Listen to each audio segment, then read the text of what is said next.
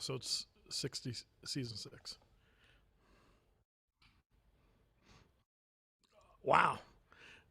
I've been sleeping on this internet thing for about a month and a half. I think I just woke up. I'm like a bear. I'm in hibernation. What's going on, everybody? Welcome to the Tuesday Night Hang. Here it is at 8 Eastern Time. We started a little early, and I appreciate everybody hanging out and joining in. My name is Carl Fischer, and I appreciate everybody coming by. What's going on? Hope all's well. And I believe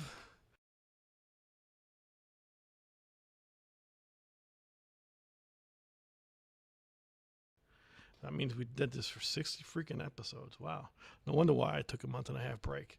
Anyway, I hope everybody had a great holiday season and a happy and healthy new year. Here we are. I'm blinking. January is almost over, and so we decided to kind of do a hang again and get into a routine. So here we are, and I'm going to talk about my friend here. He was instrumental in this pandemic. Prior to the pandemic happening, he was instrumental in always wanting me to entertain some type of virtual show. We've always talked about it, prior to the pandemic, and then when the pandemic hit, and I wasn't, we were not working that much or at all. This hang came to fruition. So if it wasn't for his foresight, with the technology and just the whole thing of trying to bridge everybody together, we wouldn't be here without this gentleman. So let's give a good thanks and say hello to my buddy, co-host from Chicago, Illinois, Mr. Stephen Wright. What's going on, guys? How you doing? Hey, how you doing? How you doing? Hey, how's it going? You got more stuff in your background. I'm gone 6 weeks. You bought more stuff, more things lighting up in your house. There's all kinds of Christmas stuff. is over. The lights are over. It's my fireplace. Oh, that's your fire. Yeah. Yeah, you're gonna need it when it's 40 below in Chicago. Dude, I'm telling you, it's by 11 o'clock tonight. The wind chill is supposed to be 20 below, and Crystal and Gary is supposed to get minus 38 tonight. Oh my God, Gary, Indiana, and Crystal. There's a Crystal, Indiana. No. In Gary, Gary, Indiana. Oh, I was gonna say Crystal. She's in Florida. Or she's going to Florida. Yeah, exactly. It's the right amount of time. But exactly. Yeah. Yeah. Yeah, it's cold here, man. We should just do weather forecasts. It's miserable here. It's 50 degrees and rainy in Florida. Boo-hoo. Yep. I had to wear my sweater. Yeah. Oh, I'm Nice. glad. Yeah, I'm glad at least you're inside. And again, I can't thank you enough for bringing everybody together like you always do. How you doing? All right? Yeah, man. It's been a good couple months. Finally got to go down and back down to Missouri and visit the family for the holidays this year, which hadn't happened in 2 years, which was nice. Yeah, So- Missouri. Down in Missouri. I call it Missouri. You went to Missouri. Seen George and everybody, huh? Yeah, was able to go to my Jason, dad's one weekend Brent. and mom's another weekend, and able to see the grandparents, and it was good. It's been busy. Awesome. What about you, man? Hibernating, my man. Hibernating. Everything's good. We're just Yeah. enjoying the Florida weather. It's been a nice winter so far, and I got through. It's always hard. Holidays are always tough, just because everybody's moving around. We were at the Garden in December, which is great with Billy, so that was nice. And obviously we were there in November. So we got through the holidays, and we laid low for New Year's. I think I was the first New Year's I actually didn't make New Year's. I think I passed out at 11 o'clock, and I was sober. Well, that was Maybe what was wrong. Yeah, that was maybe the problem. But no, things been lying low, and as far as that goes. But behind the scenes, I've been working really hard with the guys over at All Access Recording in November and December to get this recording out that we're going to talk about here coming up. That came out last week, so that's been good. And we've been also cleaning up some stuff from the session I did back about 2 years ago, the T.Ë.T.I session. So we've been getting that ready to be mixed and finishing last little tweaks and stuff like that. So working on production of that, trying to get that going. But before we go even further, I got to talk about my buddy Matt Winters, NYPD. He's my buddy. I have a lot of buddies in New York and the police force, but my buddy Matt Winters gave me this sweater in November, and people were asking me at the Garden. I actually wore this at the Garden for the encores. He gave this sweater to me. He's New York's finest. He's a sergeant, and he's in the Garden. Matt Winters, a good buddy of mine, and so he gave me this as a memento to come back. So it was really nice of him, and I figured since we had such a horrible weekend last week with Harlem, New York City, Harlem, two slain officers, Jason Riviera and Wilbert Mora. And this goes out to the boys in blue, whether it be in New York, Chicago, Germany, Ireland, Italy, Japan, wherever you are. And if you're looking after us, we're looking after you. And we salute you guys, not just the police and fire departments, but obviously all the armed forces. So we're thinking about you guys and thinking about the family in Harlem. Hopefully you guys are healing and positive thoughts. So with that being said, we'll jump into the hang. This is what am I right? Is this season 6, brother? Season 6, episode 60. Yep. My Lord. Yeah. You want it to really blow your mind? What? The T.Ë.T.I gig, in New Jersey was 2 years ago yesterday. I knew it was 2 years. I didn't know it was yesterday. Wow. Yeah. Crazy. T.Ë.T.I is tribute to evolutionary trumpet icons. The project. I actually knew it was 2 years ago because I looked at the original drawing. I remember I came up. I was on the road. I think it was in the Midwest. It wasn't in the Midwest. It was somewhere with Billy. I know we were out on. I don't know where we were, but the T.Ë.T.I project. The whole project was in my head. This is close to it was almost 3 years ago. Well, actually, it was 2.5 years ago, actually, to the day.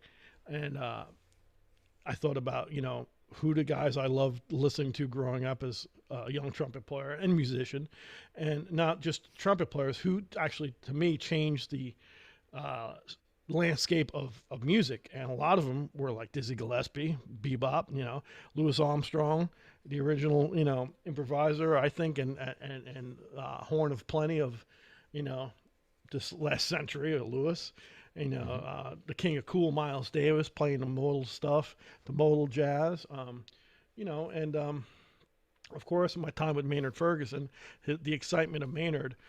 So those four guys always stuck in my head as there's a lot of idols I have, but those guys, to me, not only were great trumpet players, but they added something to the music, whether it be compositionally wise with the three, and Maynard had something else energy wise that whatever he played, you knew what he was playing. So I, really concentrated on trying to put a set together and the music together and recording together with tribute to evolutionary trumpet icons, T.Ë.T.I.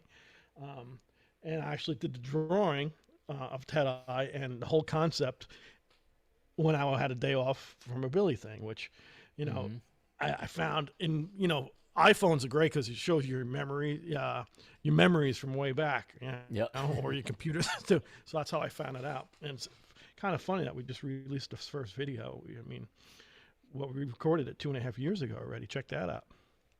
Yeah, it's fun. It was not quite 2.5. It was 1.5. 2. Yeah. Well, coming 2 years in August. Yep, exactly. Yeah, and there was a lot of stuff going on that February and March of that year before.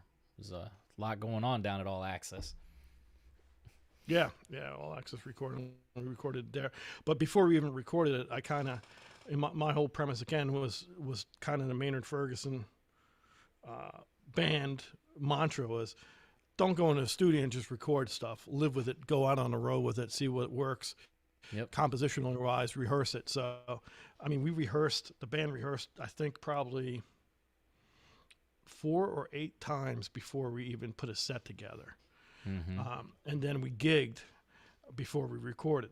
And I seen from the audience, actually we did an open small gig at the studio. We invited people in. That was 2.5 years ago also. That was all, I was 2.5 years. And we did that. and I seen what worked and what didn't work, and and then we did a few other gigs. But I feel like we have a very good representation of what we're all trying to kind of get through or get across, get the vibe across. So I'm not trying to go crazy with this project about talking about me and I and the project, but I'm very proud of it. It's fun. I know I kind of tabled it because in the pandemic, when the pandemic happened, we were making music virtually, so I couldn't even go into the studio and work on some stuff. So we were working at the home studio, and that's when we started the Sunshine City brass band, Sunshine City Brass, and that was a virtual project that I was very fortunate to have Michael Del Judas sing on a track. And we did a couple gigs once the pandemic laid up. I did one nice gig at Ruth Eckerd Hall here in Clearwater, and we had some other things on tap, but it fell through because the COVID came back, obviously. So we haven't stopped working. I have to kind of be very I have to be very frank with everybody, and I have to be very focused. That's one of the reasons why I think we took a lot of time off, because I want to make sure I focused on what was important and get it out. Not that this is important, this is very important, but I don't want to shortchange anybody. So that being said, on the shortchanging thing, Stephen and I are talking about, again, getting back into doing this twice a month because we miss hanging with everybody. And like Stephen and I wrote, there was such great emails coming to us this last 5-6 weeks that we were off about are we going to start to hang again? And one of the critiques we had was we can't stay up. Some of us have to work for a living. Can you start a little earlier? So and that's funny because we started earlier last time. We started also 6 weeks ago. I guess it was 6-7 weeks ago was the last hang, and we started earlier. And it's a little confusion still. Hey, after 59 episodes, everybody's thinking 9 o'clock. So share with your friends and family that we'll be doing this twice a month at 8 p.m.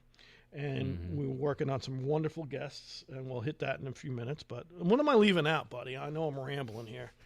Nah, man, there's a bunch of stuff, but kind of along what you just said, I think it's funny. Yeah, I know a couple people in the chat got a kick out of this too when I told them, we did it for so long at 9 p.m. Eastern that people were reaching out. Like literally when we posted the flyer for tonight, it says new time 8 p.m. Eastern. People are texting us and saying, "Hey, no, it's at 9." like no, it's not. I know just a guy. Listening to you guys, people have to get up in the morning. That was one of the biggest complaints I got in the last couple seasons. Like, I can't hang that late, because we were going on. We always go on 5-10 minutes late just because we have internet gremlins, or have a dog barking, or we have pizza guy's late or something. Who knows? There's always something going on. But so we're gonna do 8 o'clock. I think that's going to work out for everybody, I hope. Yeah, and you're right. We did get a lot of messages from obviously from some of you guys that are hanging out in the chat with us right now. Some of you that are just lurking and watching and not in the chat also sent messages. A lot of people were really mentioning the fact that they enjoyed the episode of the Hang on the SiriusXM Billy Joel channel, and said they couldn't wait to get back to the live episodes. So thank you guys for that. That was actually a lot of fun to put together. I don't know. Yeah, you did a great job. Stephen helped produce it. Well, not helped. I mean, we had at that time, would you say, Stephen, we were at maybe 35, 40 episodes when we started getting the XM radio Sirius footage together? Yep, it was probably a little over halfway from where we're at now. So we were halfway, and we were approached, and we obviously have everything uploaded on YouTube, all these episodes, and we've had some wonderful Billy Joel crew and band members as guests, and we're going to continue having them come on if we're fortunate enough, if they grace our presence, which we hope, to come on and hang, come and do the hang, because they're friends, and we definitely miss them, especially now that we're not touring as crazy as we ever did. Not that we toured crazy before, but were together a lot more. So Stephen and I, Stephen really rolled his sleeves up and made the important technical moves. And I just bossed him around. Sorry, buddy.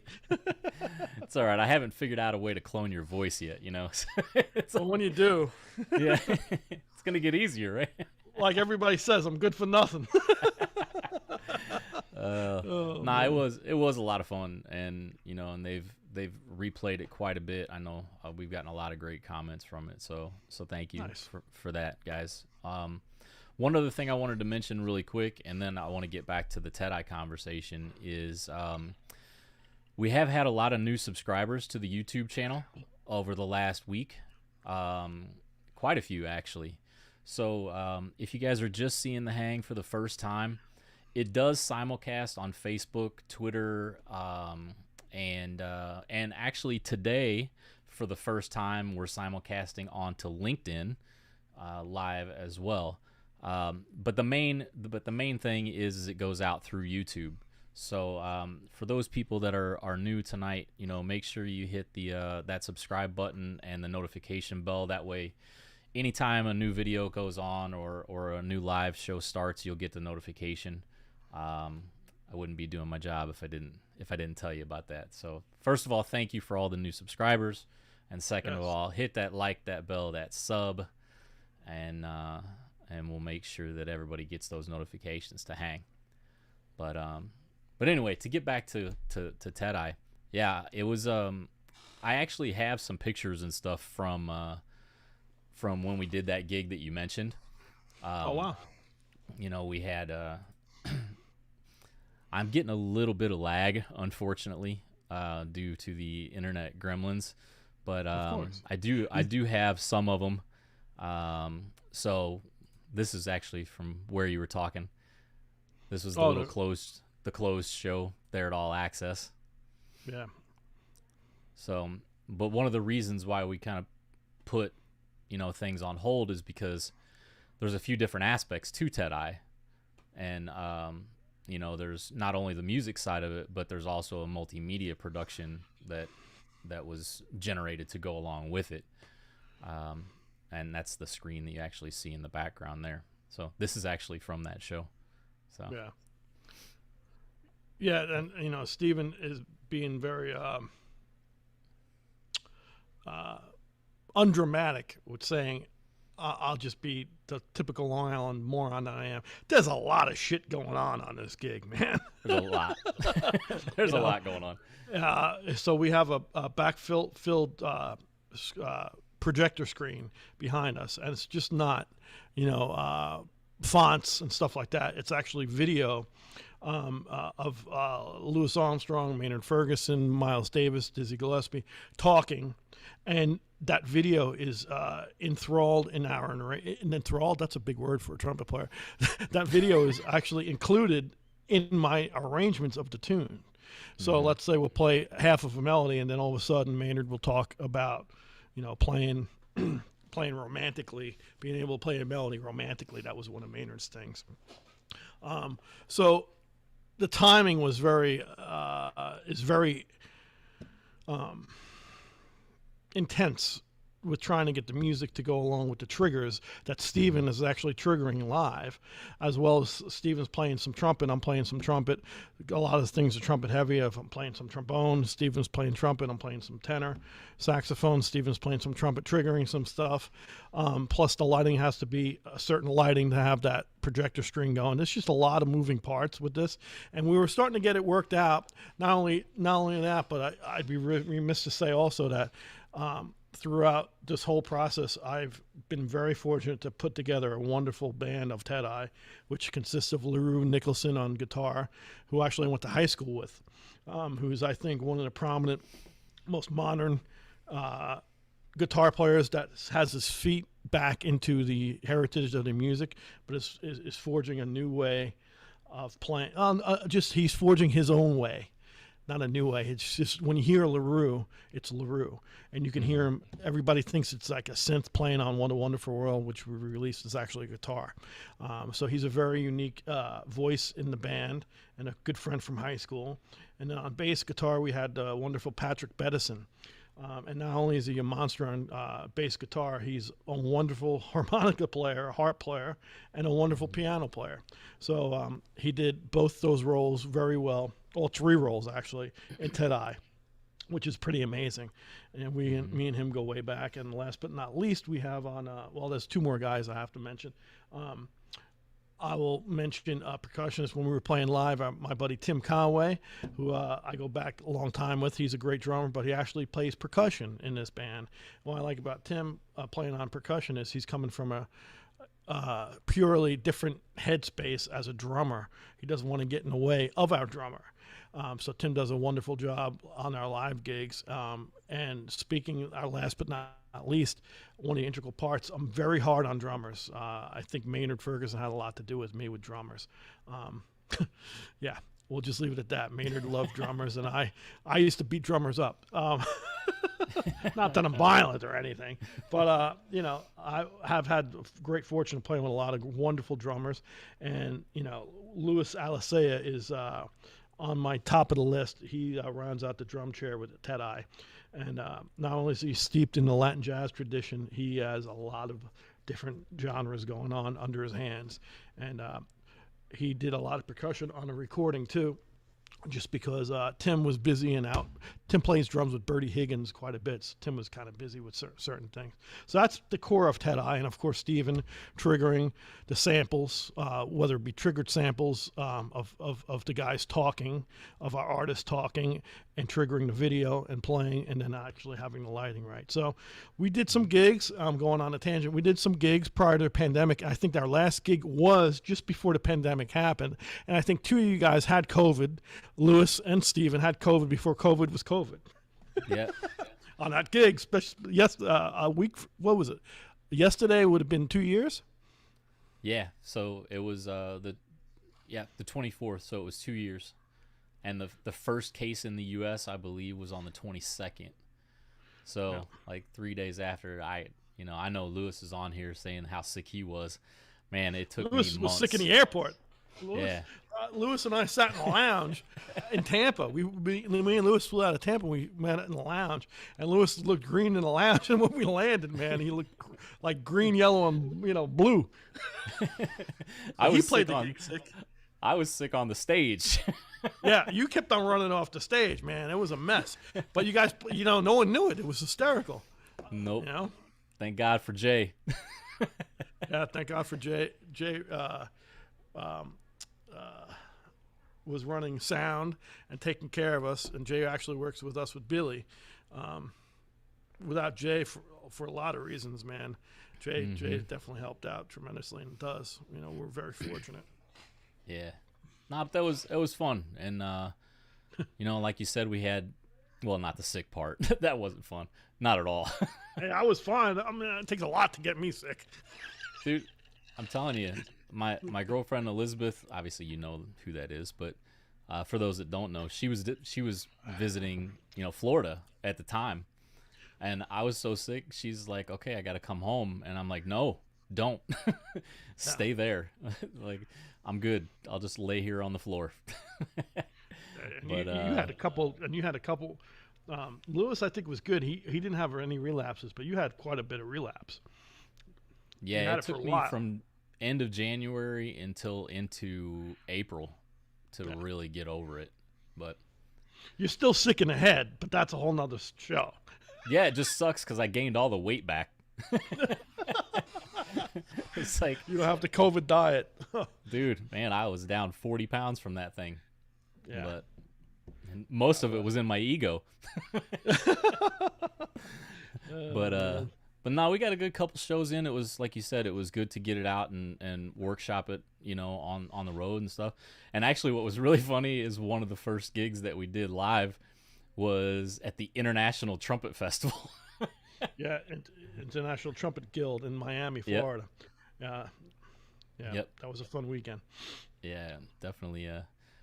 Where else is better to debut debut trumpet stuff, in front of a bunch of lugheads playing trumpet. That was I could play that higher. Yeah, I could have done it better. Nah. Yeah. It's all. And speaking of, since you're on that subject, talking about trumpet players, I'm going to mention two things because it's on the top of my mind. I went to a festival, it's a music festival. Every city has them, or every state has them, and it's every year. It's in Florida. It's every year. It's in Tampa, and it's called the FMEA, Florida Music Educators Association. In New York, it's NYSSMA. It's New York State. Whatever NYSSMA is, every state has it. It's like you have the all state band, the all county bands, as where all the high school and some of the collegiate things happen when everybody gets together and plays. So a couple weeks ago, I got a call from Warburton, who makes my Warburton musical products. They make my trumpet.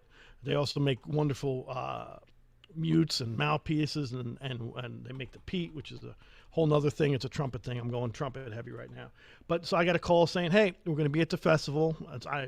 They do it every year, and it's in Tampa every year. It's at the convention center, so it's close to me. I live here in Tampa. I'm in St. Pete. So he said, we have one of your horns. We want you to play test it. It's going out. And every horn that they make of the CF horn, I get to play and give it the check mark if it works or not. And if it needs some work on it, we make the adjustments and move forward. So I got to see my buddy Kim and Ryan and Johan Warburton at the just before the convention started. I got to play test the horn, and horn played great. I think it's like number 36 that we've made. Horn played great, so it checked off great. And I run into three old friends I haven't seen. So I run into a wonderful tenor saxophone player and educator. He's a University of Central Florida professor of jazz over there, Jeff Rupert. And wonderful tenor player. I was on Maynard's band with him, got him on Maynard's band, actually. He's been very successful, and he's just a wonderful guy and tenor player. And his son, Preston, is playing mad trumpet and was in the all-state band. So I got to see Preston, and he played for me, so that was cool. And ran into an old piano player, Richard Drexler, who's also on the faculty at University of Central Florida. So we got to rekindle that relationship. And I'm walking out again. I just went in to play a horn. I'm still being very cautious, being around crowds because I got gigs to do and we're trying to be cool. And so I'm leaving, and I run into Scotty Barnhart. Scotty Barnhart is the director of the world famous Count Basie Orchestra, and is an unbelievable, not just arranger and conductor, a wonderful trumpet player and an old buddy. So we rekindled a nice hang, and he laid this on me.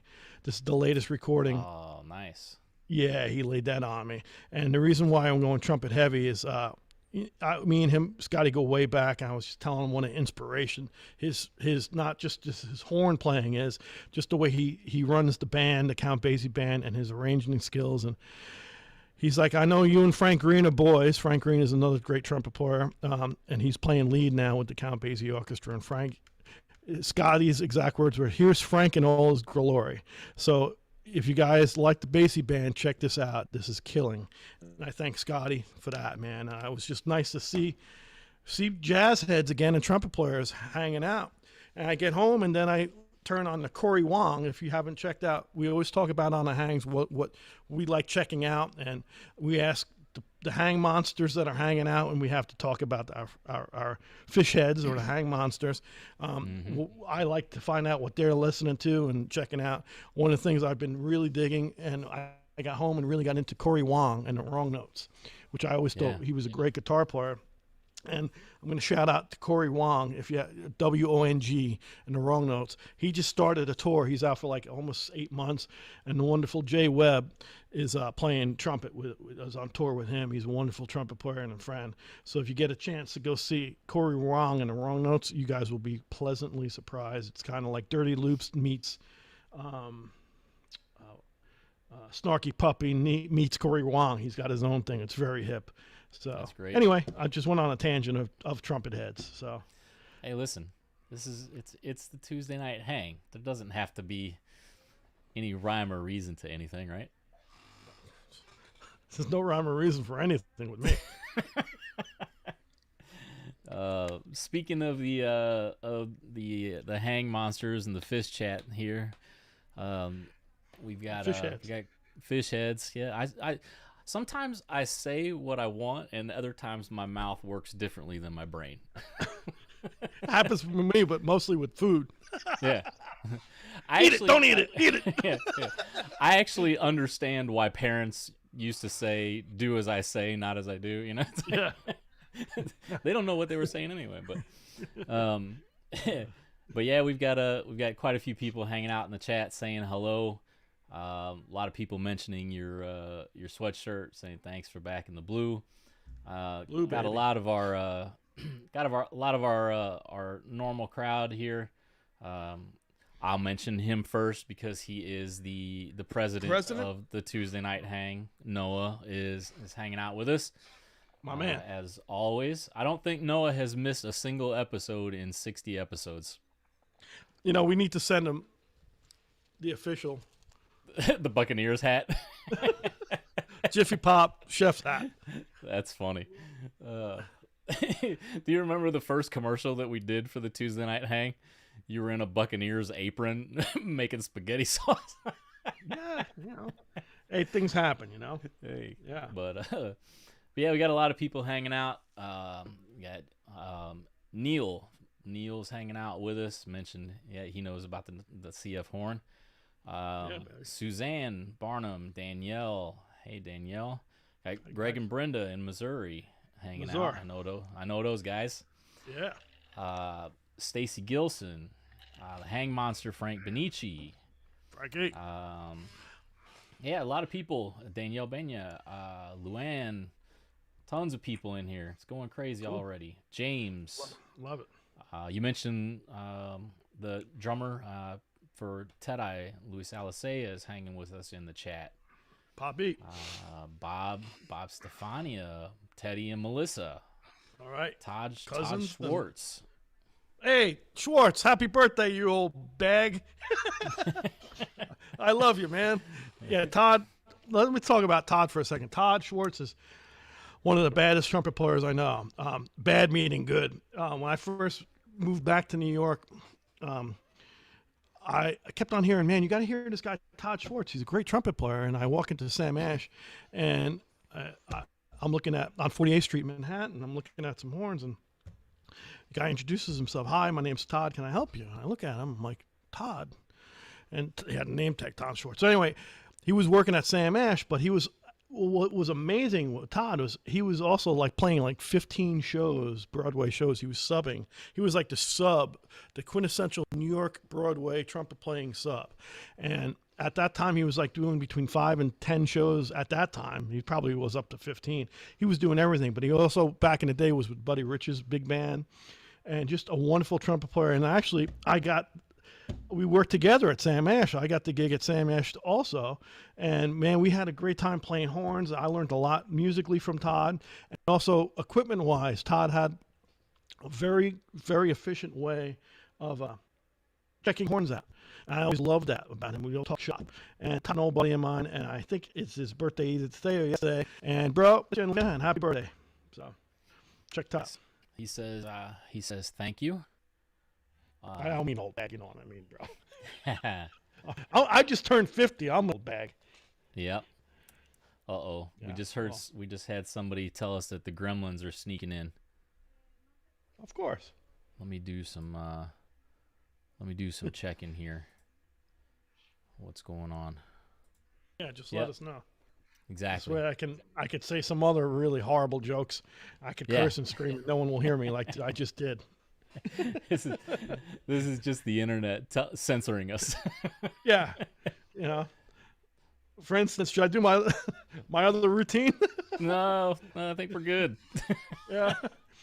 Testicles 1, 2, 3. Is this on? Testing. Oh man. Oh God, can't take me anywhere. No, that's okay. It looks like it's starting to pick back up here. But anyway, thanks for letting us know in the chat, you guys. Whatever we can do on our side, we will. But sometimes it's just we're at the mercy of the people that are showing it. So we'll do the best we can here. But yeah. So one of the questions that we got in here, Carl, we already talked about it T.Ë.T.I a little bit, but specifically about the Wonderful World video. We had a couple questions about the recording of the song itself, all of that video footage, how that was done, kind of how the video was put together. Maybe we give everybody a little backstage pass to the Wonderful World track. Sure. We could talk about it, and I think we should, but we have capability for people who haven't seen it. Before I even talk about this, I have to say I'm kind of blown away. We're almost hitting, or maybe hit. I know this afternoon I looked. I think we're at close to 14,000 views in a week, which for a fat trumpet player, I'm really happy about. I'm glad that the music's getting out. That's what we're trying to do. You know, we put a little thing in the description of the YouTube video. It's like, you know, in lieu of payment, you know, music right now is so what's the word I'm looking for? Devalued.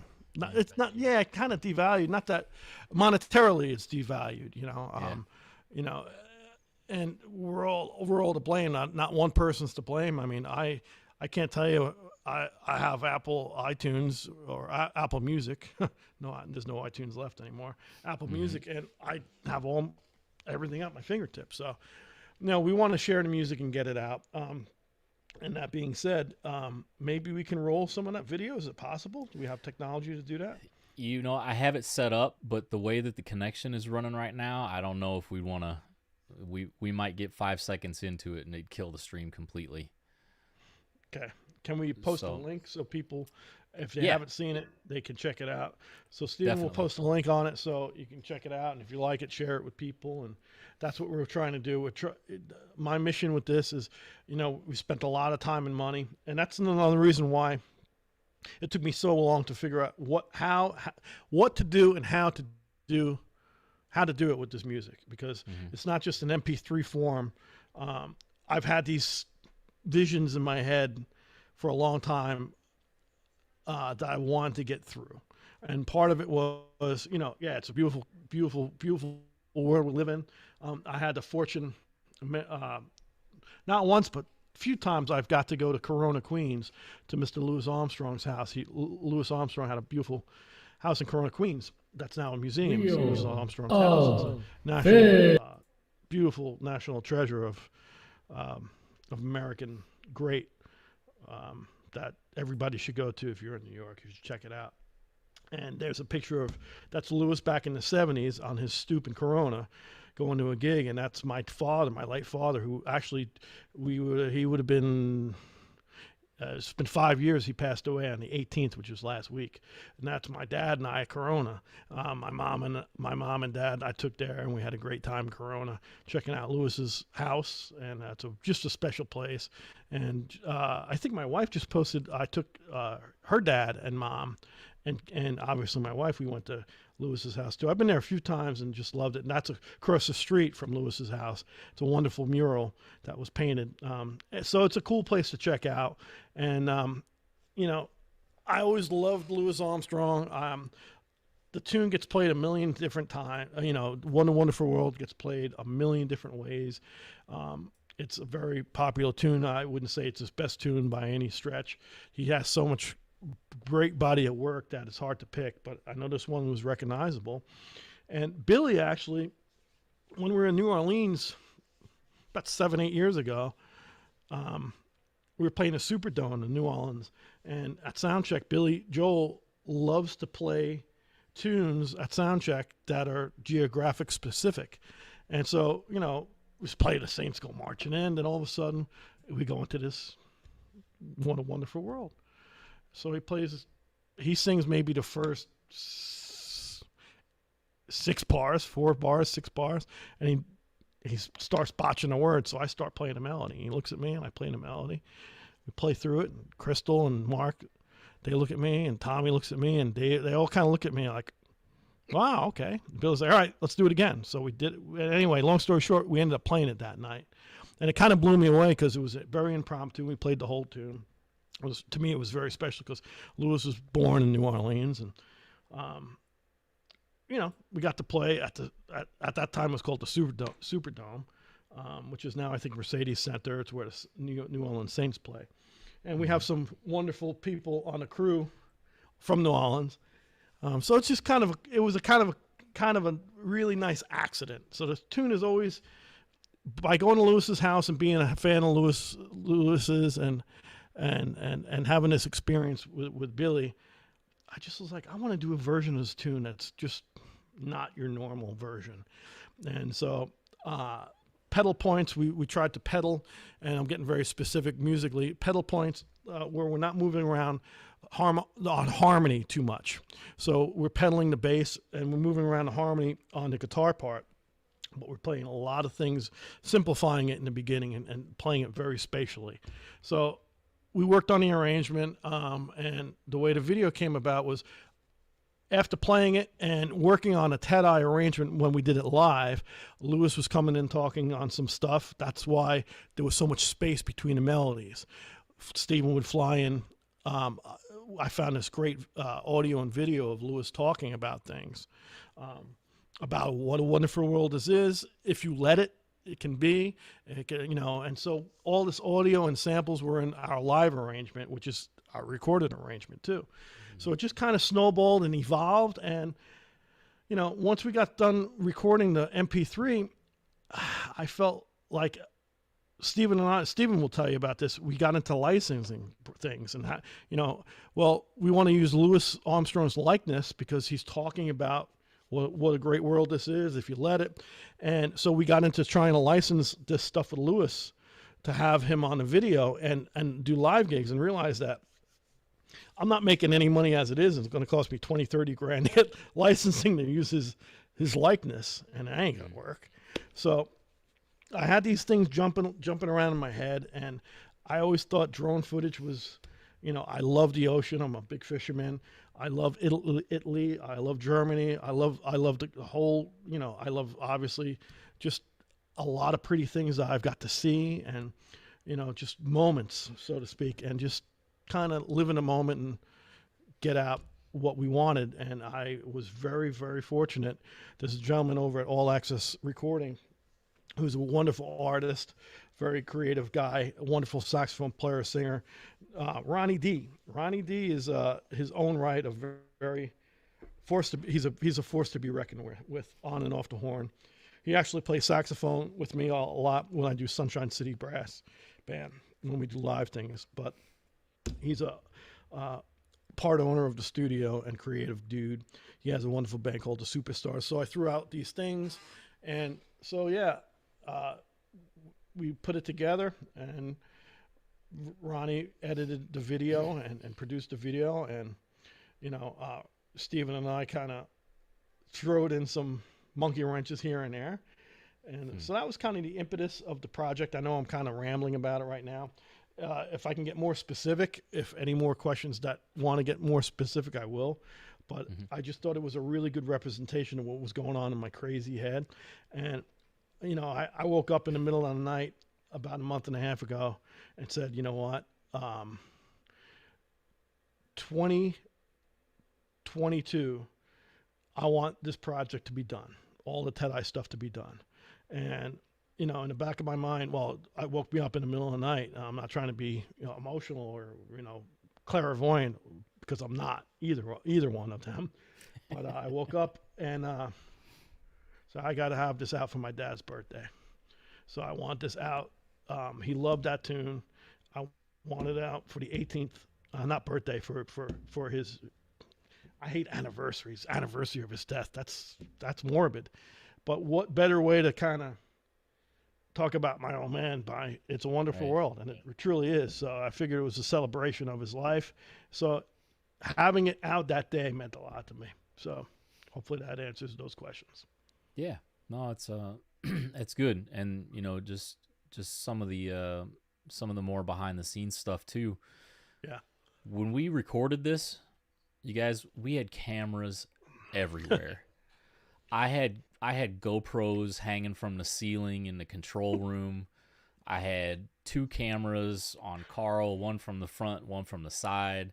I had a GoPro in the front of the main room where where drums and guitar and bass and piano were. I had another camera behind them. We had another one that was just like roving. There's almost 200 gigabyte of footage. Yeah. And just for the Wonderful World video, I sent Ronnie almost 100 gig of footage and said, "Here you go." The funniest thing is, but we lost it. So Yep. before you even sent it, we couldn't find it, and because we mismarked it. That's how much video we had, and I knew we had it, but we couldn't find it, and we were at the point like, how do we get? There's no live footage of this. And incidentally, if you look at the video, whenever I'm wearing an orange shirt and I'm in a room with paintings behind me, that's the hallway of the studio. That's all live. That's all live footage of me playing this stuff live. I used it wasn't even an isolation booth. I like playing in the hallway of the studio. I had the rhythm section doing tracking live in the studio session. I went in the hallway, which was like the best sounding. It sounded great, I thought. And so we were like, well, we gotta,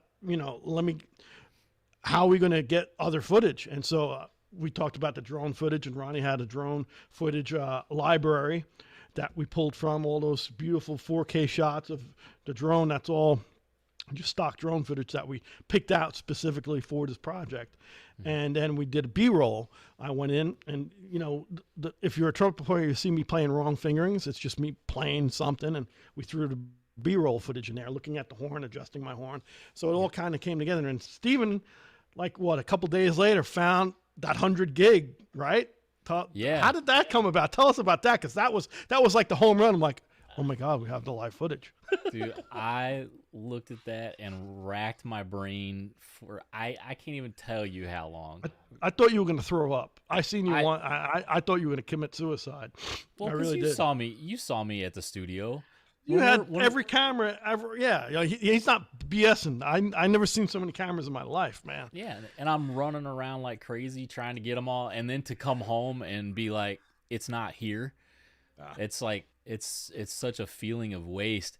But what happened was that the main camera that we were missing, for whatever reason, when the camera software updated, the software inside the camera reset the clock. And when the files were automatically created, it created them in the past. So somehow we traveled through time and the files were dated, because I was always searching for, like the dates, whatever the year was. And, and I was searching for that, and I couldn't find anything. And for whatever reason, it wrote all those files to 2015 and 2016, which was 3 years off, 4 years off. So I just randomly started searching for large files on every hard drive we had. And then 2 days after you gave a due date, I was like, oh, here it is. Yeah. I was like, and we looked at this was not like a week. We talked about this for months. 6 months. Yeah, months. It was like 6 months. It was like, it's not there. We're not going to find it. And all of a sudden we found it. So whenever I'm wearing that orange shirt and there's artwork behind me, that's all live. And then we have rehearsal footage live, which the band and me, I have a New York Yankee hat on. I'm a Yankee fan. That's all rehearsal footage of us rehearsing a tune 6 months prior. And so, it all kind of came together. And thank God you found it, because there's some really good moments, I think. And by the way, I do have to say this too. One thing that we never brought attention of that I'm super proud of is, technically you can polish these things till they're, perfect. I'm going to be honest with you, and Steven and Louise and everybody can attest to this. That was one take. Musically, that was one take. No overdubs. There was not one overdub on that. It was one take. Kamal Kenyatta came and produced it. That was one take from the band and me. That's it. And you can hear a couple pitchy things. I'm bending notes. And you know what? I'm not looking for perfect. My whole thing is I'm looking for a vibe. And yeah, I might be flat on a note or two because I'm bending into it. I had to really think about it for a minute. I'm like, what's the intent of this recording? And I'm trying to create my whole deal with this music, particularly this tune, was trying to create a moment that meant something. And so the guys in the band crushed it. Yep. Totally crushed it. And what you see is what you get sonically. Now, video is a totally different thing. Well, it always is. I mean, when you're doing something like that, I mean, we very easily could have just put together some footage of here's Carl standing in a room playing it, but you know, that's not necessarily. I am wrong. I'm sorry. There was one overdub. Oh, okay. All the percussion was not done live. Luis Alicea went in. We did a percussion session. He added the congas and chimes and all that stuff. That was totally different. Yeah, all the bell trees and rain stick. He had like 10-foot rain stick. It was amazing. So yeah, that was the only overdub. But the performance is live. Percussion is not, but the drums are live. So I'm really proud of that, and that's one thing that I wish we would have told everybody, because you can polish something and re-record something a million times, but it had the vibe that I was looking for. Yeah, so. and I think that's something that you and I mean, if we're being just completely transparent, that's something that you and I have had to work on, is because you and I are very particular. Like when the internet gremlins hit, I joke about it on here. We'll be up to 2 o'clock in the morning. Yeah, Carl and I will talk about it for an hour after the show is over about how it wasn't perfect or this and that, and it's really been something that we've kind of had to take to heart as well. So even with the video, we could have, and Ronnie was great. Ronnie was amazing, because Ronnie is a lot like us too, where he's a perfectionist, but at the same token, he said something very interesting. He's like, what's your end goal here? Are you looking for perfection, or are you looking for a vibe? And sometimes you just have to kind of just cut it off and say, hey man, I might notice that this frame here I might be looking this way on this frame, and this is not cool, or and just, does it have the intent? Is it cool? Can I live with it? Not that we're settling, but I'm trying to live in the moment. That's all. And that's we both got to take our own medicine on that one, right, Steven? Yeah. Well, it's that whole thing.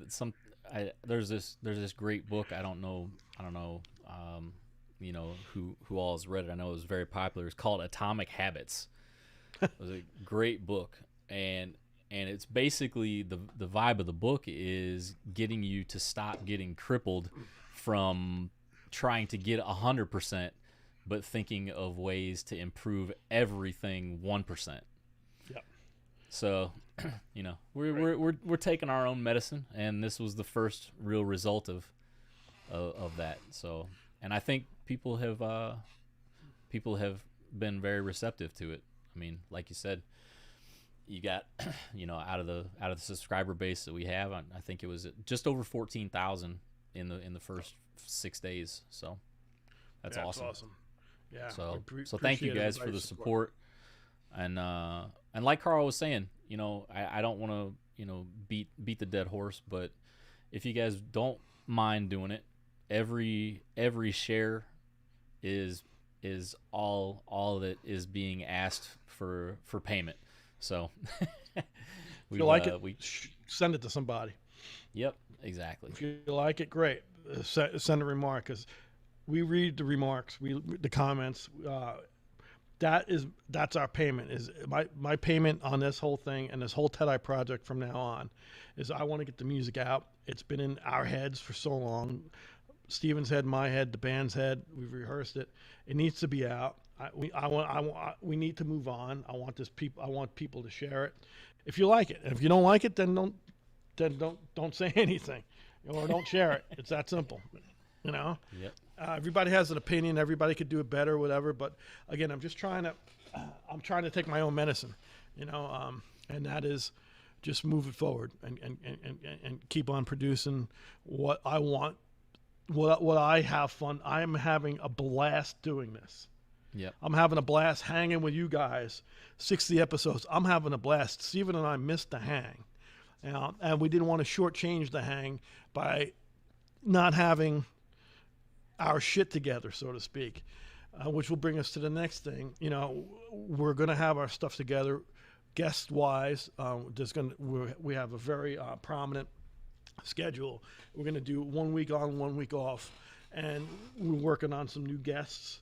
If you guys have any nice ideas too, please share what you think, who you'd like to see. We have a pretty nice list of what we want to do that hopefully interests you guys. But, you know, it's a community. Without you guys, there's no us, you know. So we're just trying to hang with everybody as best we can. Exactly. But yeah, thank you guys in the chat. Everybody's chiming in saying that they're sharing it. Thank you, Noah. Justin says he shared it 4 different times. Thank you, Justin. Thanks. It was great. Danielle says great celebration and honor of your dad's memory. Thank you. I know my dad is actually in the chat. I know that's one of his favorite tunes of all time. So he was definitely excited. So, and thanks for the nice comment, George. I appreciate it. It was really well received, man. I appreciate the nice comment on YouTube for it. Thank you. Yep. So yeah, so that's that. So, you know, and so I'll go one step further. You know, now that the pandemic is still a little funky as far as, you know, people going to gigs, and, you know, gigs are opening up and the world's opening up, and people are starting to come out, and, you know, there's a lot of movement now. You know, this last 3 or 4 gigs, I've had opportunities, and I'm trying to really put it together. We've just been falling short of actually playing the night before or night after, whether it be at a college, high school, or club, or theater, with either T.Ë.T.I, with my band T.Ë.T.I, or my smaller band, Sunshine City Brass, or even back in the day, you know, we even actually had an Organic Groove, my first Hammond B3 band with Rano Swansky. You know, doing concerts with these 3 bands, and there's even something on the table, Steve, and I haven't even told you about the Nouveau Big Band, my Nouveau Big Band, which is my small big band. I'm starting to get some interest in all these bands again, but I'm not booking anything, or what we're doing is we're booking it, but we're not getting deposits down because, you know, we're getting shut down because people are, you know, you can't depend on these performances, not on our end, just because of, you know, obviously the sign of the time. So we're trying to get out and play once we feel it's safe and we can, and it's 100% we're going to go in. So keep an eye out for that. That's one of the things I want to do, is kind of play this music with the projects out and see everybody again and hang out. So that's one of the things we've been working on. And I'd also be not fair. I'd also like to talk about my relationship with a gentleman named Bob Burke with the Paradise Artists. Bob Burke with Paradise Artists used to book Maynard Ferguson's big band. And me and Bob go back 25 years, and he's always been a proponent of my first band touring Organic Groove. He's booked some gigs for that. He's always thrown me a couple things throughout the years. He's booked and is an agent for the great trumpet great Wayne Bergeron. Bob and I go way back, and he's back on board, trying to scare up some gigs. Again, once we're 100% and the world's back to normal, we hope to do that. But it's good to have Bob back in our corner again, and trying to get this music out. Yep, the band out, so to speak. Yeah, it's still an interesting time, but it'd be nice to get back out there. Yeah, man. Yep. So we got that, and you know, I'll also hit one more thing. I have a little list. Every hang we do, I always have a couple lists of things. The other thing that I want to just quickly talk about, and then we can open up for questions and it'll be up for grabs. Fish Heads, come up with some ideas and some comments or questions you have here, if you haven't already. But one of the things we're going to do is we talked about Ronnie D. Ronnie D is not just only like I said, a great saxophone player and singer. an arranger and writer, videographer, but he's also his father is Joey D from the Starlighters, the Peppermint Twist. And he was in the Joey D in the Starlighters band he still is. He's of that fame. And so we're going to have Ronnie on the show. Ronnie's going to be our guest. We're just trying to nail down some dates. We had a couple dates, and he's a busy guy, so we have to nail him down. So he's going to be one of our guests coming up here in the near future. So that will be a really fun episode. And we can ask Ronnie a little more technical stuff. And you can also check his music out. He has a tune called Juicy. I think it's got like 40,000 hits. It's only been out not too long. It's kind of a cool tune. Ronnie D. Just pull up Ronnie D. D-E-E. And like I said, he's a singer, songwriter, and saxophonist. So he's going to be our guest. He's committed to being available. We just got to figure out when. And then I will let the cat out of the bag, which is working on dates. I had a talk with 3 of my amigos, which was the horn section from Doom, is the great Ozzy Melendez on trombone, John Scarpula on tenor saxophone, and wonderful my old housemate from Brooklyn and wonderful baritone saxophone player Chris Carlick, baritone sax. We were the horn section for Diana Ross for quite a while, and we also played in a lot of other situations. They're members of the Funk Philharmonic, which is a great Long Island band. Chris was a charter member for a long time, as well. I used to sub for those guys, Vinny Cincromani, the great Ron Fox, good buddies of mine. So all these Long Island guys, we all kind of run together, and I'm going to have those 3 on. We're going to do a horn section hang soon, so that's going to be one of the episodes that it's just going to be stupid. We're going to have a great time, and all the Long Island morons like myself are going to act like morons and have a great time. So that's in the works, as well as some other things I can't talk about right now. But so we're looking forward to it. And basically that's the whole gist of kind of why we came on tonight. We just kind of wanted to kind of throw the chum in the water, so to speak, as a fisherman that I am, and bait the water up and see if there's interest of you guys hanging out with us and, telling everybody what's going on. Yep.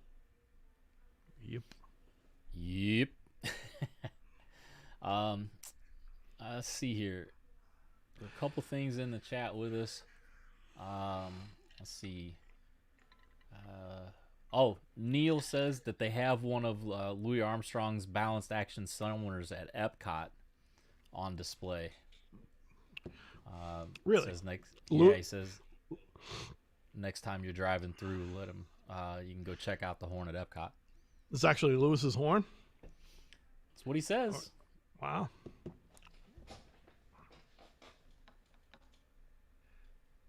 There's a shot. There's the horn. Mm-hmm. There's the horn. Which is the famous Selmer balance action that he's in the picture with. And bear with me, but I will pull something out, and it's not going to be my pants. Well, I'm so glad you said pants. Say pants? Oh, man. All right. Where are you going?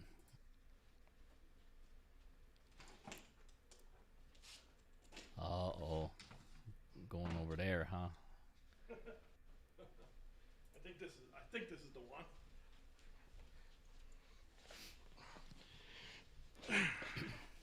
Let's see. Now, this wasn't Lewis's trumpet. Yeah, this is the one. It's a 1949. Balance action. Same model. Wasn't his particular personal horn, but this is what he played. And that's in that picture that Neil's talking about. There you go, Neil. 1949 Selmer balance action. Never seen him before. Yeah, man. Kind of a cool horn. But this is what Lewis played. Made in Selmer. Selmer trumpet made in Paris. And this is, I got from the original owner.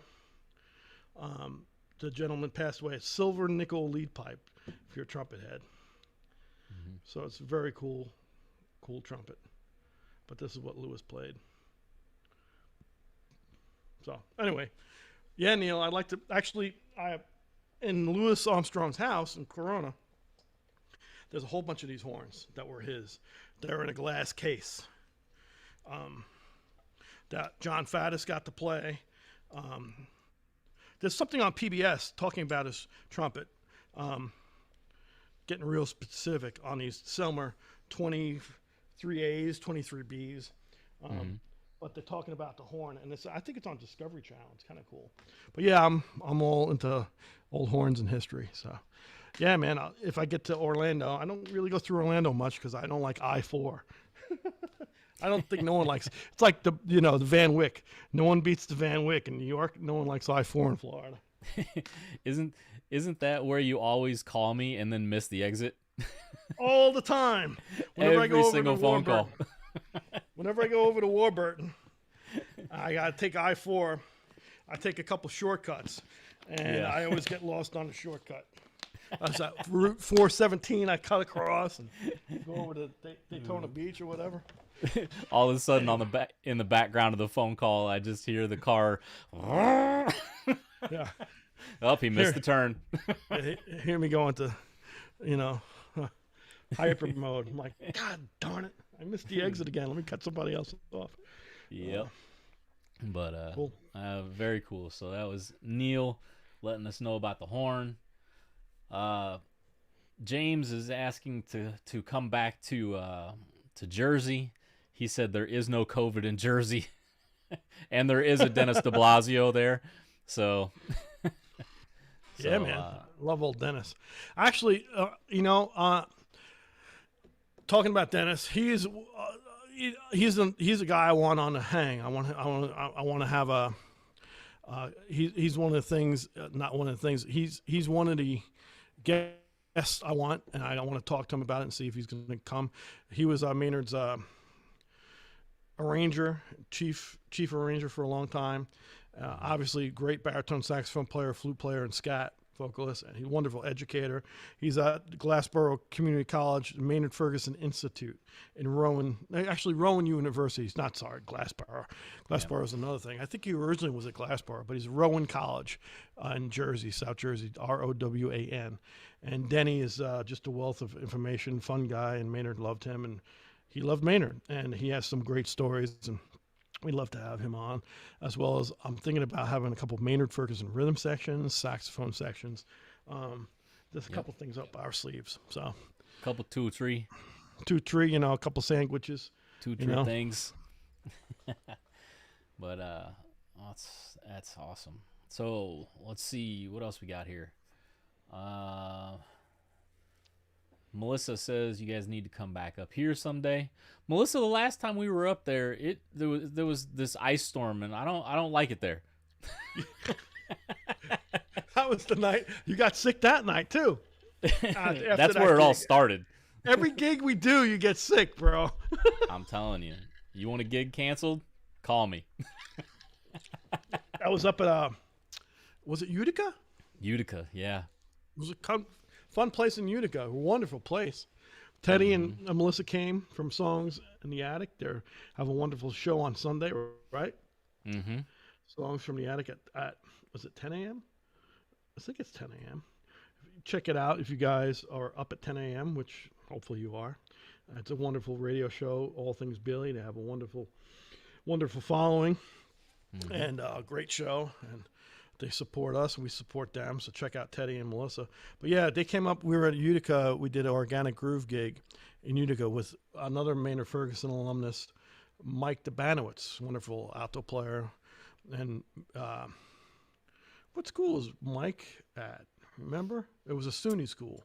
Yeah, Binghamton. He was at. Yeah. No, not Binghamton. No, it wasn't. No, Binghamton. he was at. I knew it right before you asked. Syracuse. Yeah. SUNY Syracuse, I think it was.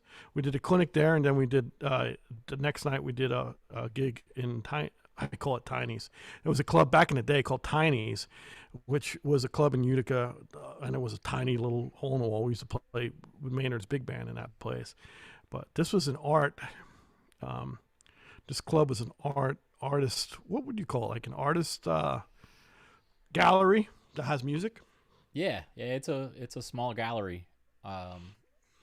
The owners, they basically have two separate buildings that they've combined, and on one side it's a gallery, and then on the other side they have like a little lounge and cafe and stuff like that. But Let's do this. Let's do that gig again, and Okay. it's on record now. Let's talk to Mike, and let's do it when it's warm, because Yeah. we did it in the winter, and yeah, man, you got sick. A couple of the guys got sick. I remember we were trying to roll the road cases on solid ice sheets down a hill. That was fun. Yeah, it was good. Oh my God. Yeah. Yeah, they came out though. It was a fun gig. Yeah, let's try to do that in the spring or fall. I think Yeah. the fall would probably be best because it's beautiful up there. Get it back up to upstate New York.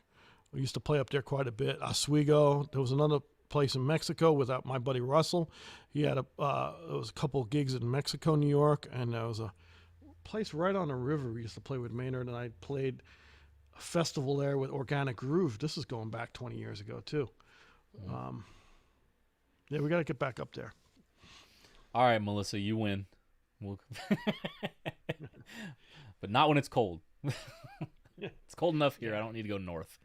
I want to go south. There you go. But awesome. So let's see. Got a couple other things in here. Marianne Stone is hanging out with us in the chat. Hey, Marianne. Hey, that's my Long Island buddy. Yep. Let's see. James says Dennis would be a great guest. You guys would definitely have a great hang and stories. Lori says to make a pit stop in Albany. Albany. And you know, St. Rose College. Man, I'm hitting. I don't remember. Was it St. Rose College? Or I did a clinic and concert there too in Albany. Was it St. Rose? It's a Catholic school. I had a great music program. I want to say it was St. Rose. That was going back 20 years too. I'd like to maybe hit that place again because that was a wonderful school. I love Albany. Let's go. I'm ready. Nice. One of the questions have now. I'm gonna ask this, but I'm gonna preface it with, obviously I don't want to get into like the specifics of the Billy Joel organization or anything like that. So I'm gonna ask this question in regards to your experience specifically, Carl. Somebody is asking how COVID protocols has changed live performances that you've had so far. Things that you have to do differently, things that you have to consider when you're traveling, things like that. Great question. And it's changing daily. And it's nothing different than what we do when you're trying to protect your grandparents or your 91-year-old father-in-law who has problems breathing. You look out for everybody's best interest. And so that's what every organization, including the Billy organization, is doing. It's just it's hard to please everybody, but you do what you have to do and follow the protocols because there's a reason for it, and we're going to get out of it. And whether it be a bar gig in a corner and I'm playing with my little Organic Groove, it's the same thing. Whether it be a 50-person bar gig or a 50,000-seat arena in Buffalo that we played in the summertime, which was a wonderful outdoor concert. We don't see people beforehand as a band. If someone gets sick, crew gets sick, which things can happen. We just have to be cool. That's all. Just be cool, and we'll all get through this together, and get to the other side of this. And everybody's looking out for everybody, and that's what family does. And it's all about family. And like I said, I have a wonderful father-in-law who's a wonderful trumpet player who's 91. And, I have my mom, lucky that my mom's still alive and she's 80. And, we have to watch out for everybody. And I will say that my heart is going out to my family right now because of COVID.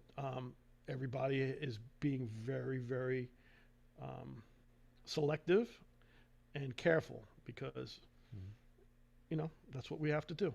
We want everybody around. We lost enough people. So protocols change daily. Not, I'm not just saying. I'm not saying with Billy in general. We look at the CDC. Everything changes daily. Right. So, I'm not political, or do I tend to be. All I know is I care about my loved ones, and they care about me, and so that's what we deal with. You do what you have to get the music going again. That's it. Yep. And not just the music, everything. It's just everything. Just life in general. So yep. We're almost there. Hopefully that gives you guys a little bit of insight there. We had a question regarding, you mentioned playing a smaller venue show like the art gallery. For somebody that's not a musician, how could you describe the difference between playing in a small venue like that and playing in a larger venue like Madison Square Garden? No difference. A gig is a gig is a gig. If anything, I'm more nervous in front of 50 people than in front of 50,000 people. Because those 50 people are at my bell. They're in front of my bell. Everything I'm going to be playing, I'm either going to rip your ears off because you're at my bell and you're in my face. And you're going to see my COVID spit valve come out, and you'll see the spit coming out of my horn. Or you're at 50,000 people, and I'm 500 feet away from you. So it's the interaction in the smaller venues that actually I get more uptight around now. For the last 10 years, it's more intimate. So it's actually, there's no hiding. Not that we're hiding on a bigger stage with Billy, because we're not. Because, there's a thing called a camera, and those cameras, are broadcast on screens that are the size of Times Square. So, but I think visually what's the word? Around your perimeter, when you're doing a bigger venue, it's just more, I feel like I have more freedom. I don't feel like there's eyes on me. And I can kind of close my eyes and do my thing, whereas if I'm a small club, I can hear things rattling and I can be off my game a lot quicker. And, people are checking you out eye to eye. And I love that. I love that one-to-one interaction, as well as I actually, with the bigger gigs, I love seeing the first couple rows. Mark Rivera and Crystal, actually the whole band's really good at it. We all key in, and Billy's the king of it. We all key in on people that we can see.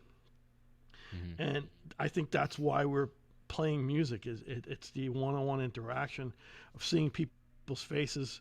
One of the best parts of the night is when people are singing the words back to you.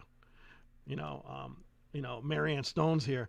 She knows if Mark Rivera is going to be playing 8-bar solo on something, and she's keyed up with her camera to get a great shot. She's got unbelievable shots of everybody in the band, including me, and I'm not easy to get a shot of. She's got some really candid shots of the band and Billy. So does Daniel Benya.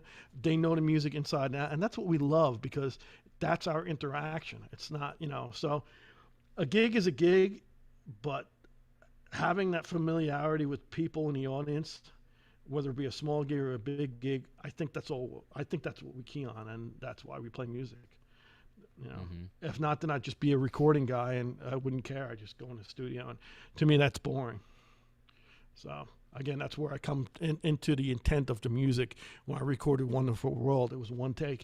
It was done. It was, I wasn't looking for perfection. I just wanted to get a vibe out, and that's what music to me is. It's about a feeling. You're casting a story, and on these live gigs, whether it be small or big, you're telling the story and you're casting that story.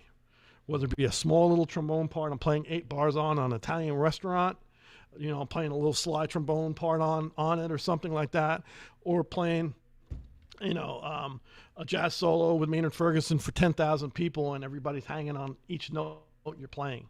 It's the same importance, if that makes any sense. Yep. I think that actually came out of his mouth at one point. Who's that? It's Maynard. Maynard. Oh, it's the same it. importance. Yeah, I learned it from him. It's the same importance. Yeah, and we actually, it's funny you say that, because we copped that sample. We used that sample in the Maynard Ferguson medley that we're putting together. It's all the same importance. Mm-hmm. All right. A couple other people have joined us. I want to say a quick hello. We talked about All Access recording quite a bit. Great saxophone player and friend and partner of ours, Mike MacArthur, is hanging out with us. Mackie. What's up, Mac? Says good to see you guys back. A little late to the party. Another great in the chat, Mr. Clay Perry is hanging out with us. You got to get Clayface on, my man. Yeah. Clayface is a wonderful, talk about another guy that has a lot of different things going. Mike has it too. Mike has he's a great saxophone player and a very great he's a great, very smart entrepreneur in business. He has all access CBD and all access recording. He has a lot of different things happening, and so does Clay Perry. He's a wonderful. I met him. Clay and I go back, I guess 86, 87. And he was a young, as I was young, he was a young piano player, and still is a young piano player, monster. Got his master's or doctorate, I believe, in composition. So he's a wonderful arranger, and now is just a wonderful music producer. And has been with Julian Iglesias' band for, Clay, what has it been, 15, 18 years? At least 15, touring with Julio for at least 15 years playing piano, but produced wonderful recordings. Just did a thing with Sam Moore of Sam and Dave, produced some music for him. He's always doing some great stuff. He's produced some stuff for me, and we got to get Clay on here. Clay, you got to get on your Zoom, and we got to get Mac on here too. Mikey, we got to do a thing. We had Mike on the show from the studio. We're all gonna hook up, and 2022 is our year, guys. Exactly. Yep. Let's see. Oh, the guys from the JOG Corner Store are hanging out with us again. What's happening? What are you guys selling tonight? They came over and we made pizzas not too long ago. All right. Yep. Pizzas and Trumpet. Yeah. Cool. And, How's he and playing good? He's doing good. All Yeah, right, I'll have to send you a video. Let me check it out. He's playing good. I love it. Cool. Clay says going on 15 years, probably, thanks to you picking me up for school every morning. I got you to school sometimes. Yeah, Clay and I got in trouble. I'd pick him up. We went to performing. At that time, it was a different name now. Gibbs High School, Pinellas County Center for the Arts. I think it had a different name then. I was the second year it started. Clay was maybe the third or fourth year, but yeah, we were in there, and we played a lot together, man. And I actually got him on Maynard Ferguson's band. He toured a few times with Maynard, and then got his doctorate again at University of South Florida and University of Miami. Clay's just, man, he's got so much stuff together, man. 15 years. Wow. Okay. I'm coming on 16 with Billy. December will be 16 years with Billy. It's kind of crazy how time flies when you're having fun, right, guys? Yep. It's been going quick. Yeah, man. Sometimes I have to remind myself whether it's a weekday or a weekend now. Have you noticed how there's no difference anymore? It's the same. Yeah. There's no difference. like it's my day off. Is it? But there's no days off, you know that. Yeah, that's true. You're right. Let's see. We had where did it go? Luann says looking forward to Orlando in March. Should be fun. Yeah. Getting ready here to do the Hard Rock in Hollywood, California, Hollywood, Florida, which is just on the outskirts of Miami. That's coming up Friday, and looking forward to going down and doing that. Seeing all the guys and girls on the Billy crew, and hopefully the weather will be nice. It's an inside gig anyway, but then Orlando's, I guess, in March, so that should be a fun show also. Yep. Speaking of shows, we had a question in regards to your instruments. So basically, the gist of it is since you guys all travel separately, how do your instruments get from show to show? Do you take your instruments? Are they loaded and stored on a truck? want to give some insight to that? Yeah, absolutely. I haven't seen my horns in 16 years. And that's true and false. So we're very fortunate to have a wonderful trucking company called Roadshow. And our lead driver, his name is Pops. And we have Stranger. Pops is the lead driver, and we have Stranger, who's the driver. We have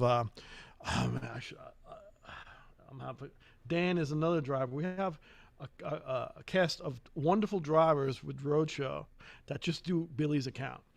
And I think our smaller, and guys can correct me, who's here on a Billy camp. I think with arenas, we're at 13 or 14 trucks, or maybe 12. And when we do stadiums, we bump it up. Maybe we're a couple more trucks, 15, 16. So we have, let's say at any given time, we have 12 or 13 trucks out. These guys, our stuff stays in these road cases on the road to where the next gig is going to be, or on the interim, what makes sense geographically. So I have a wonderful road trunk out there with 6 horns in it that stay in there. This last break that we had, when we weren't playing for a while, I did get the horns back and sent them to the repair shop and got them cleaned and tuned up. And occasionally, every year or two, we'll sneak them out. For horns, it's easy when you deal with drums and Dave Rosenthal's gear, the piano gear and stuff like that, synth gear. Chainsaw with our guitars, with Tommy's guitars and Andy and Mike's guitars. We're always doing maintenance, and so there's always things going in and out. But the general consensus is what goes in those trucks and road cases stay out there. And it has to be the most roadworthy stuff that stays out there. And the reason why I have 6 horns is we have to have redundancy. Actually, so I actually have 6 or 7. I think 7 out there. And I always carry my B-flat trumpet, my Warburton. I always carry that. The horn I play, the horn I play now is a CF horn, but it's got this upswept bell. It's already in the case because I'm leaving tomorrow. But it has an upswept bell. That horn stays with me 100% of the time. My main horn stays with me. It's like my baby. It goes where I go. If I want to warm up or practice, I have it with a mute. I play in a hotel room. I'm cool. So it's great because we have wonderful drivers that keep the whole stage, the sound, lights, video, motorcycles, stays out with us or stays out with them. And Stranger and all these drivers that work for Roadshow, their family, and trust them. I trust them with anything or anybody. They're just the best of the best. So we're fortunate they've been with Billy a long time. And the cream comes from the top. It rises from the top from Billy, or comes from the top. And it's not just everybody's so cool with this organization. It's just so lucky to have it. So that's the way we roll. And then, I'll even go one further. When we go to Europe and Far East, what have you, that stuff goes on either container ship or on 747 cargo plane. Depends on what we're doing as far as time goes, and so that's really interesting how that works also. So it's a whole thing. And my shout out's going to go out to Boomer Bobby Thrasher, who's our production manager. He makes all that happen so seamlessly. It's ridiculous, and he makes it so seamlessly. It's unbelievable how it happens, how all the pieces kind of fit together. So I'm on a tangent, but part of what I love is watching this whole thing go down. It's like the biggest jigsaw puzzle ever, and it happens, and it's seamless. Yep. Very cool. Did I answer the question? Yeah, it was in there. It was in there. Went around the block. Yeah, exactly. I made a left turn at the JG Corner Store. Then I went to Tennessee to see Clay, and then I hung out with Mike MacArthur. And when I hung out with I'm sorry. Hey, listen, if you keep taking it left, you eventually get there. There's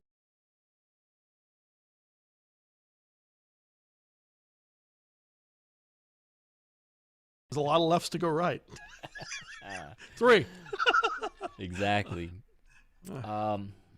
So I see YouTube is having a little bit of lagging again. Sorry guys for for that. I'm doing the best I can to keep things duct taped together. They're not making it easy for me tonight, so sorry if you're getting any lag and stuff. But you know what? If you guys, we're coming up on 2 hours almost already, believe it or not. If you guys do have any questions, throw them in the chat. If you have anything specifically you want to talk about, like Carl said, we are going to be doing shows a couple times a month. Make sure that you have subscribed and stuff to YouTube, and also we'll post all those things onto Facebook as well. So if you guys do have any other questions and stuff, throw them in the chat. I appreciate everybody has been hanging here with us. I'm kind of scrolling through as I can to see if there's any other stuff. While you're scrolling, I will say for everybody to mark the calendars, this is not written in stone yet because the schedule has changed 3 times since yesterday. But we're looking at February 8th, which is a Tuesday, to be our next hang, which is not next week. It's the following week, 2 weeks from now. It'll be the 8th and the 22nd. We're looking at, which is the following. It's 2 weeks from the 8th. So we're looking at the 8th